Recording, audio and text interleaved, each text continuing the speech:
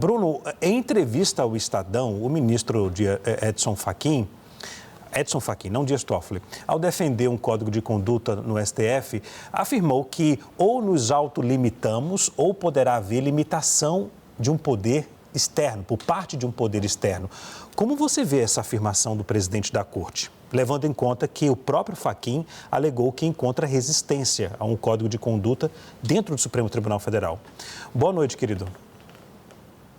Olá, Leandro, boa noite para a nossa audiência. É uma frase que, dita por qualquer outro presidente do STF num contexto completamente diferente que não esse, soaria de forma muito inteligente, sábia e razoável. Considerando o teor da entrevista como um todo e aquela nota que o presidente do STF, Edson Fachin, assinou e divulgou na semana passada, nada disso faz sentido porque contradiz a própria atuação dele como presidente do Supremo, especialmente nesse caso envolvendo os ministros Alexandre de Moraes e Dias Toffoli, e também a conduta desses dois ministros, ou, melhor dizendo, as suspeitas que recaem sobre esses dois ministros e a forma como esses dois ministros não vêm dando a satisfação à sociedade, que no final das contas é quem paga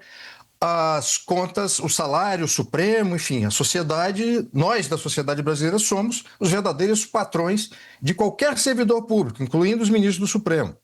Então, Leandro, a situação é grave, as suspeitas que recaem sobre esses dois ministros são graves, e o ministro Edson Fachin, repito, presidente do STF, vem lidando com essa situação toda como se tudo estivesse ocorrendo dentro da normalidade, e não está. E aquela nota que eu me referi, e o tom da entrevista que ele concedeu ao Estadão, não só parece que para o ministro Edson Fachin está tudo normal, as suspeitas que recaem sobre os dois ministros não são importantes,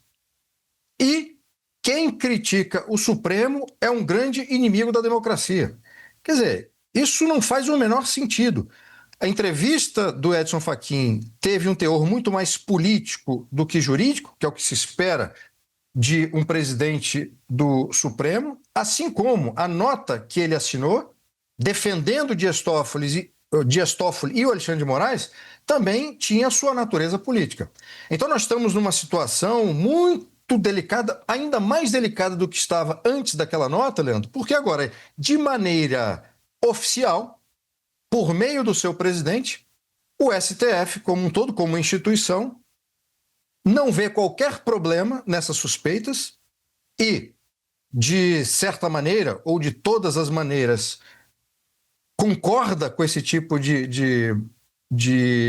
não resposta à sociedade por parte dos dois ministros, assim como vê como extremamente natural tudo isso que está acontecendo. E aí relaciona com o caso Master, claro, lembrando aqui para a nossa audiência. A esposa do ministro Alexandre de Moraes, sócia de um escritório que foi contratado pelo Banco Master, num contrato milionário, e o Dias Toffoli, tudo que vem acontecendo, viagem de avião junto com um advogado do Banco Master, a história do resort, dois irmãos envolvidos com um fundo ligado ao Banco Master. Então, essa história é toda escabrosa, e o ministro Edson Fachin, o que faz, no fundo, é dizer que o STF, como instituição, não vê qualquer problema nesse absurdo que está acontecendo no Brasil. Em resumo, o Supremo Tribunal Federal, o holofote está no Supremo Tribunal Federal.